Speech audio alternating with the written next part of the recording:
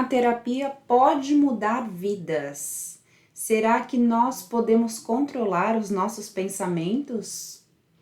Será que os nossos pensamentos afetam o mundo externo?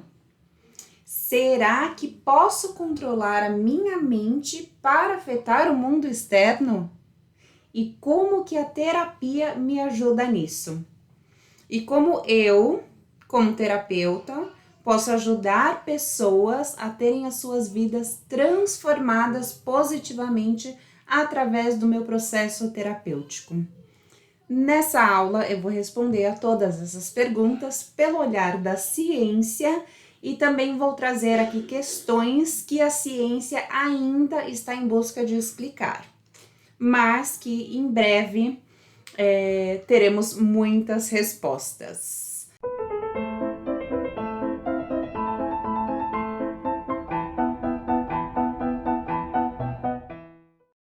Eu sou Ana Schmidt, eu sou terapeuta e mentora de terapeutas e hoje eu vou trazer aqui uma questão muito polêmica de como os nossos pensamentos podem ou não afetar a nossa vida e como através da terapia a gente consegue fazer essa transformação completa. E como terapeuta e professora, inclusive estou vendo aqui diversas alunas da formação Terapeuta Pro, sejam bem-vindas, terapeutas alquimistas. Como terapeuta e professora, eu sempre cuido para embasar cientificamente tudo que eu ensino. Então eu tenho aqui logo atrás o DSM, o CID, para poder trazer as informações mais científicas, mais precisas, né? Para que as minhas alunas e os meus clientes saibam que tudo aquilo tem comprovação. Porém, existe um mundo além desse e na minha vida pessoal eu vivo muito mais ele do que a ciência. E eu vou trazer esses dois aqui. E todas as explicações que eu dou, eu prefiro apontar, mostrar pelo olhar da neurociência para que as pessoas saibam. Porque a gente tem muito ceticismo hoje, né? Muitas dúvidas, então é importante que a gente, como terapeuta, saiba explicar através do olhar da neurociência. Isso daí foi um disparo de cortisol, vamos melhorar aí a sua dopamina, a sua adrenalina. Porém, a gente sabe que não é só isso, né? Existe muita coisa além.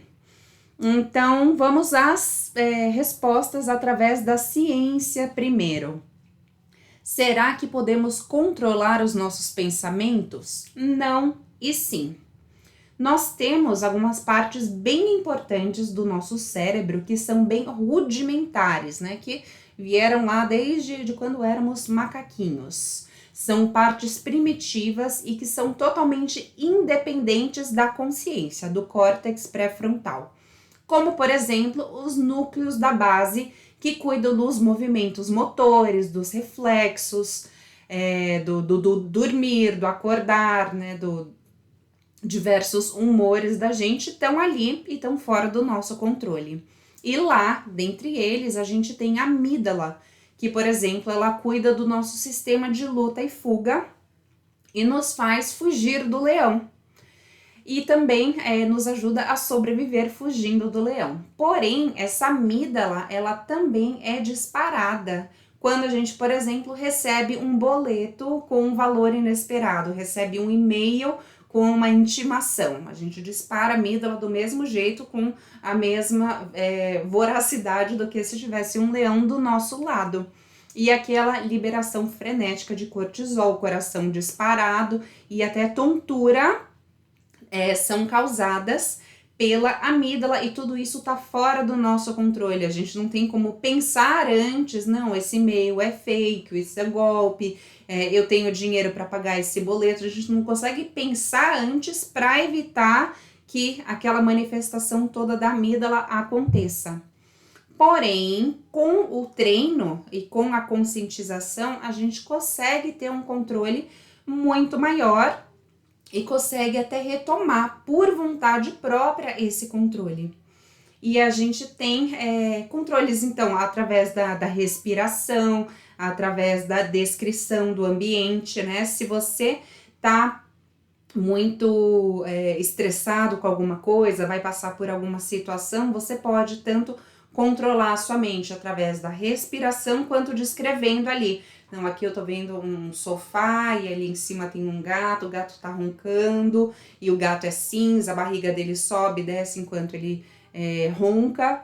E ao momento que você tá descrevendo, você tá trazendo raciocínio para o córtex pré-frontal. Então, sim, através da neurociência, a gente tem inclusive técnicas para controle disso tudo. Boa tarde, Marília. Boa tarde, Grazi. Sejam bem-vindas.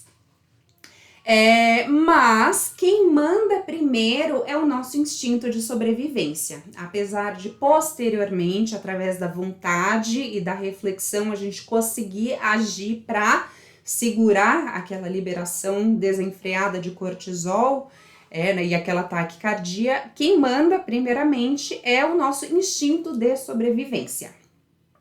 Pergunta número 2. Será que os nossos pensamentos afetam o mundo externo? Aliás, estou vendo gente mandar oi, encaminhe, tá vendo esse aviãozinho aí? Aperta o aviãozinho e mandem para diversas pessoas, porque essa aula tá sensacional. Eu dei essa aula eu trouxe esse conteúdo ontem nos stories, deu o que falar, e aí eu falei, vou transformar isso numa live, porque tá bom demais. Então, encaminhem aí, porque é conteúdo riquíssimo para terapeutas e para pacientes também, que vão querer fazer terapia com vocês depois. Vocês vão ver aqui as perguntas tendenciosas e verdadeiras que eu trouxe.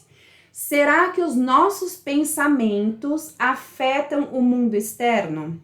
E pelo olhar da ciência, sim. E a explicação para isso, uma das explicações básicas. Quando a gente muda a nossa forma de pensar e agir, a gente começa, quando a gente muda a nossa forma de pensar, a gente começa a agir de forma diferente.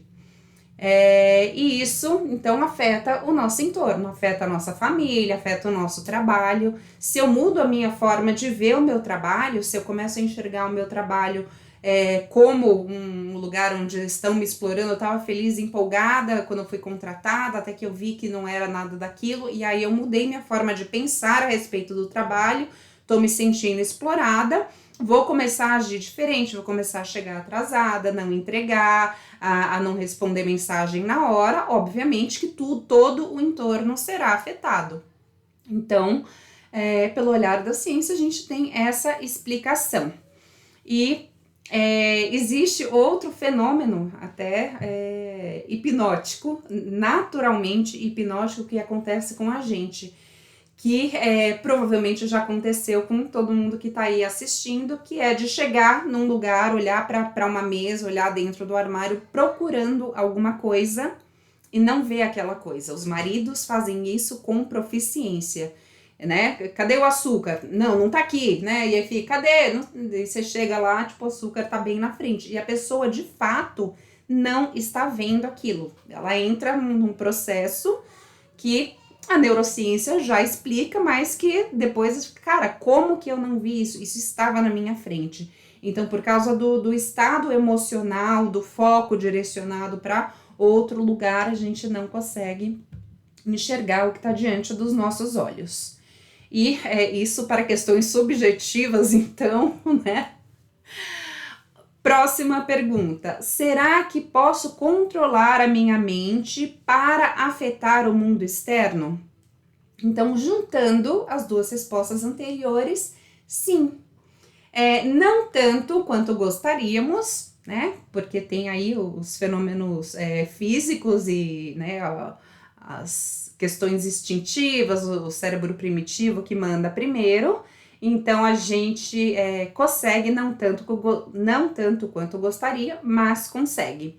Com treino, meditações, hidratação, a gente precisa tomar aí uns 4 litros de água por dia para deixar o cérebro bem hidratado, para conseguir dar conta de toda essa energia que ele gasta. para nos manter vivos e para nos fazer raciocinar. Aliás, raciocinando, fazendo uma conta, uma fórmula de física, a gente gasta muito menos energia do que a energia que é gasta com o básico, o manter a gente vivo, pensar nas pequenas micro decisões que a gente toma o tempo todo.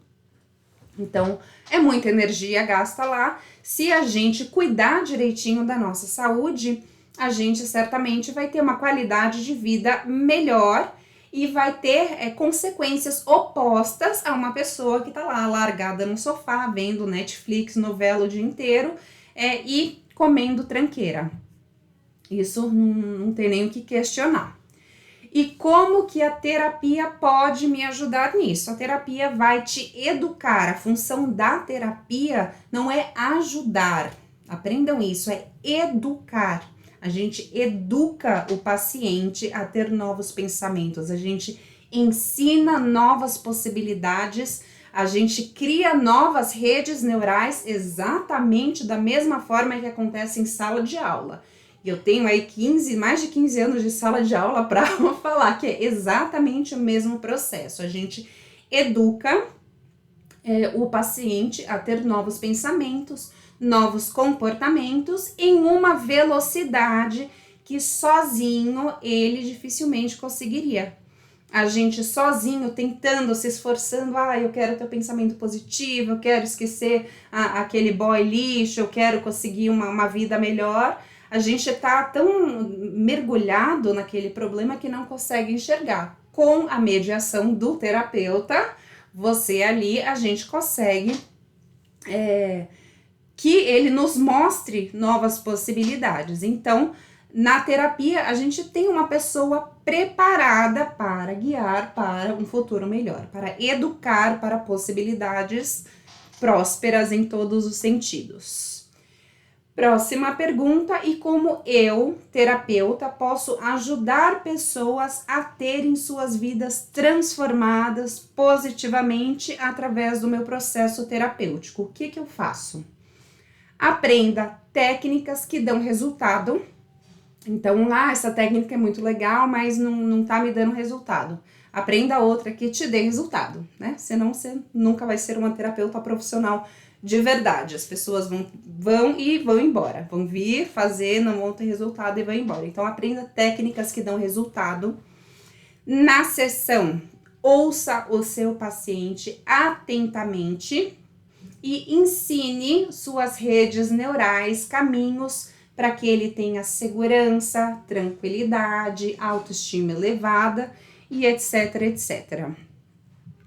Então, aprenda ferramentas terapêuticas que te dê resultado. Assim a gente consegue ajudar nossos pacientinhos a terem uma vida melhor e a controlarem, através do olhar da ciência mesmo, a controlar, terem ali uma mudança no mundo, a fazerem uma diferença em suas vidas e no mundo. Então, sim, nós como terapeutas podemos melhorar o mundo. Agora, eu quero falar sobre pontos que a ciência ainda está por provar.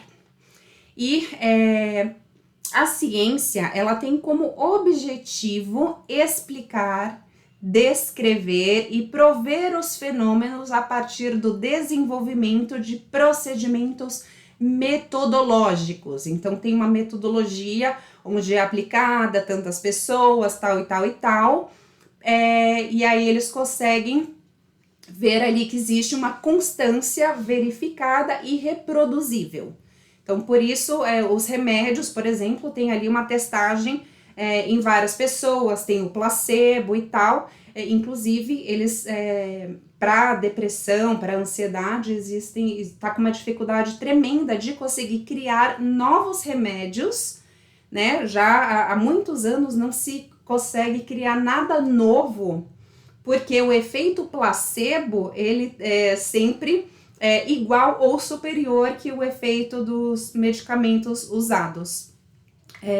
Ou seja, o efeito placebo, o que a gente faz na gente de transformação, é incrível, mas eu ainda vou fazer uma live exclusiva sobre o efeito placebo. Vamos voltar aqui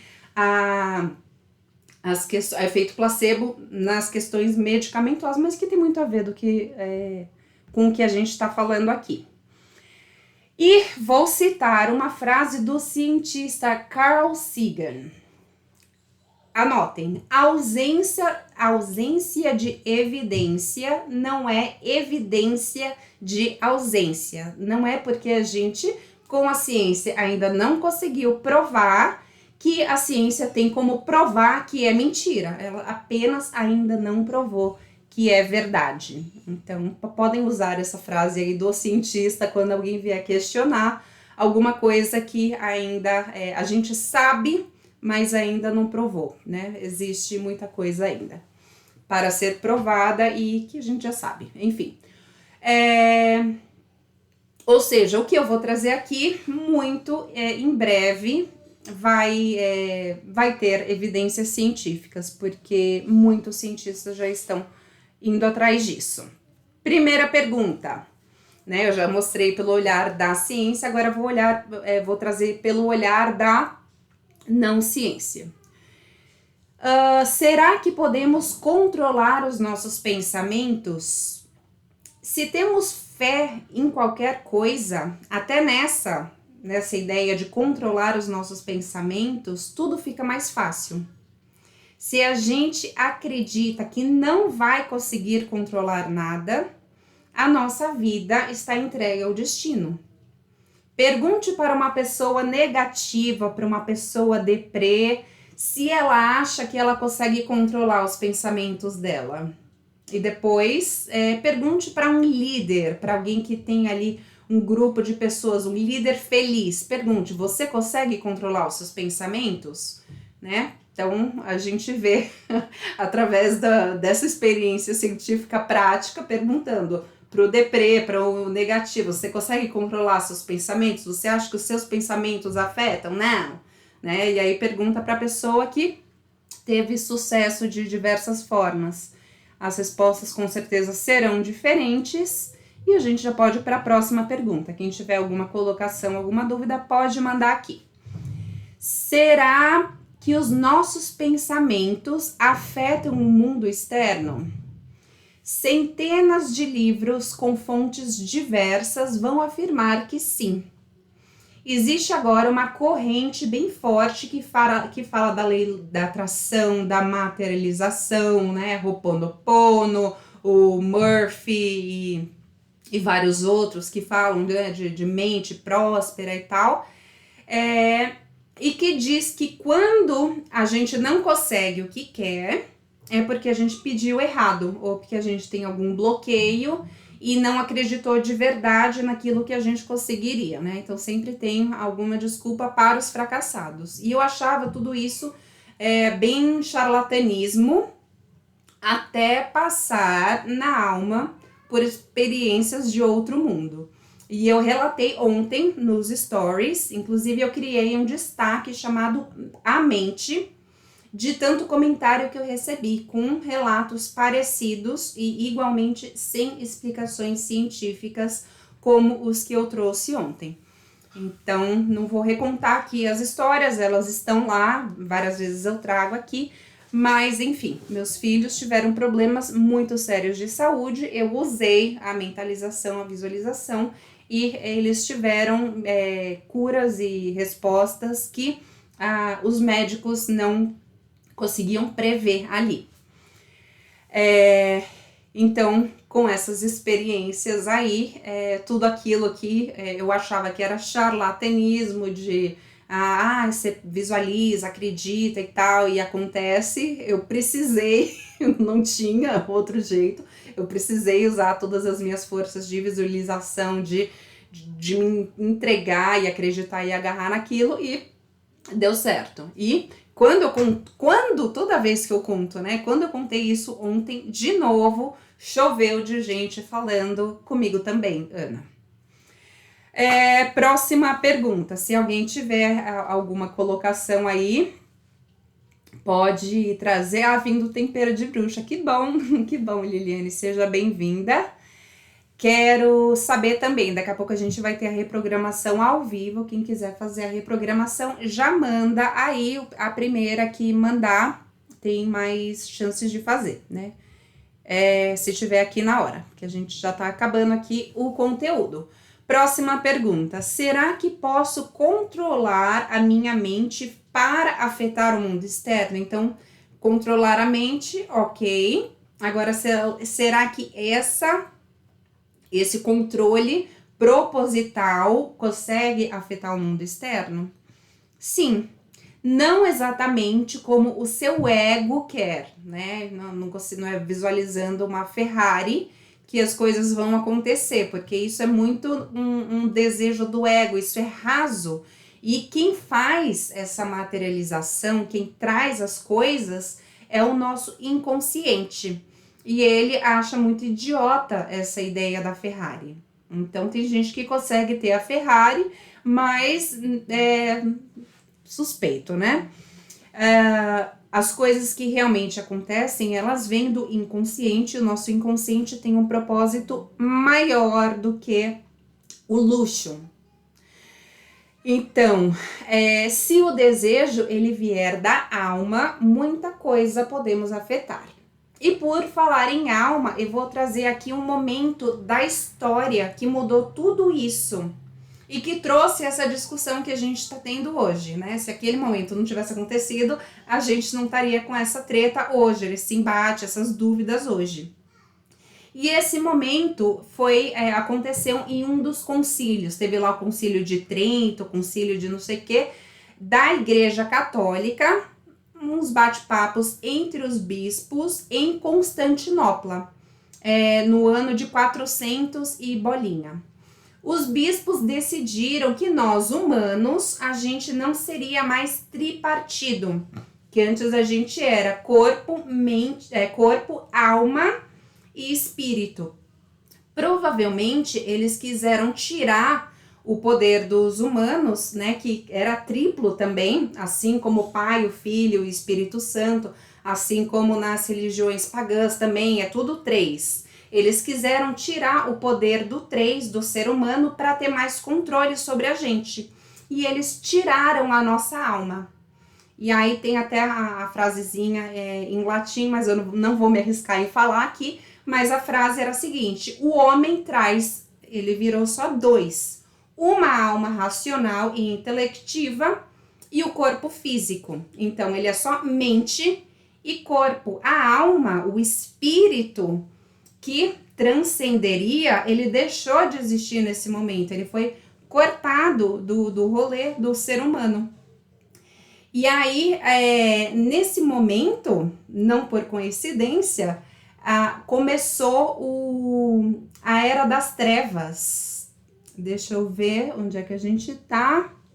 Começou a Idade das Trevas, do medieval, que rolou aí por volta de 1000 anos. E nesse período de mil anos da Idade das Trevas, com peste negra, com diversas doenças, o ser humano, por uma poda da igreja que estava dominando tudo, ele não pôde produzir nada intelectual. E muita gente foi para a fogueira.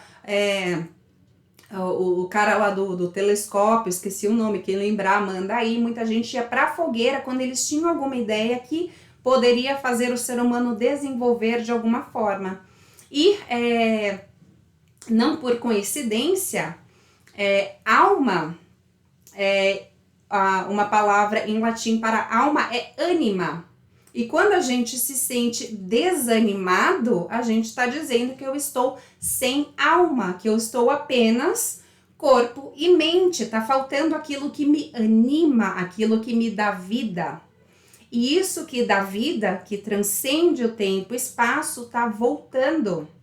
A gente tá vendo agora nessa enxurrada de pessoas, de religiões e novas religiões e filósofos e pensadores e cientistas de monte, trazendo de volta a alma para o ser humano, aquela voz, aquele olhar, aquele momento onde a gente enxerga o passado e futuro e constrói e conversa e dialoga e sente de formas não físicas, não concretas. Então a gente está voltando no mesmo animismo que existia antes dessa poda que rolou nos anos de 400 pela igreja, mal intencionada, querendo dominar a gente. Antes dessa poda, os humanos, eles viviam, não existia uma diferença entre o mundo físico, real e concreto e o mundo dos deuses. O povo conversava com os deuses, com os seres, com os elfos, com tudo, mexia com essa energia, usava o poder das plantas, do sol, da lua, com a mesma naturalidade que a gente prepara um bolo, só que tinha magia, a gente vivia esse mundo magístico, esse mundo energético e vibracional o tempo todo. E isso nos dava muito poder. Então foi totalmente pontual, né? Foi bem certeiro essa poda para controlar a gente, tirar a nossa alma. Mas isso está acabando e a gente está voltando. A gente pode agora, com a internet, então, ver o grande número de pessoas que está trazendo a alma de volta, que está trazendo através da palavra o você tem o poder sobre a sua vida, não são as pessoas, não é mais um instituto religioso ou trabalho ou regras ou leis que controlam a sua vida, mas você pode ter controle da sua vida. E isso é extremamente perigoso para quem está no poder, né? Ter a gente como donos do nosso próprio nariz, do nosso próprio destino. Ok, isso tudo é lindo e maravilhoso, e como a terapia pode nos ajudar a isso, né? Primeiro a gente tem a consciência para depois começar a poder aplicar isso na nossa vida. Como que a terapia, essa profissão tão linda e maravilhosa, pode nos ajudar nisso? Nos reconectando a nossa essência. A gente já nasce com uma essência. O João já nasceu João, a Luna já nasceu Luna. Mesmo que eles mudem, sejam criados por outros pais, eles serão essencialmente eles. Muitas vezes os lares podam, mas chega em um momento da vida que a pessoa fala, chega, eu não aguento mais isso, vou viver a minha essência. E é essa fase que muitas das minhas alunas estão, com 40 anos, que fala, chega, eu vou viver a minha essência, vou parar de fazer o que os outros querem, vou ser terapeuta, vou ajudar pessoas, vou trabalhar e fazer o que eu amo, o que eu gosto. Então, nós já nascemos com essa essência e a terapia proporciona essa reconexão com a essência. E como a gente faz isso? Através de imaginação ativa, visualização, usando os sentidos. Então, sinta, respira, agradeça, veja, enxergue. E essa reconexão com o nosso mundo interior perdido como a gente vai alcançar. E através da terapia a gente consegue. E agora, a última pergunta. Como eu, terapeuta, posso ajudar pessoas a terem as suas vidas transformadas positivamente através do meu processo terapêutico? Aprendendo a conduzir sessões de visualização, imaginação ativa, reprogramação mental, inclusive a reprogramação mental que eu ensino traz tudo isso de visualização, de imaginação ativa e etc. Então, quem quiser aprender pode vir comigo e fica aqui para assistir a reprogramação que eu vou fazer agora, onde a gente vai usar tudo isso. Então, está tudo ao nosso alcance e a gente pode fazer toda essa diferença na nossa vida e na vida dos nossos pacientes.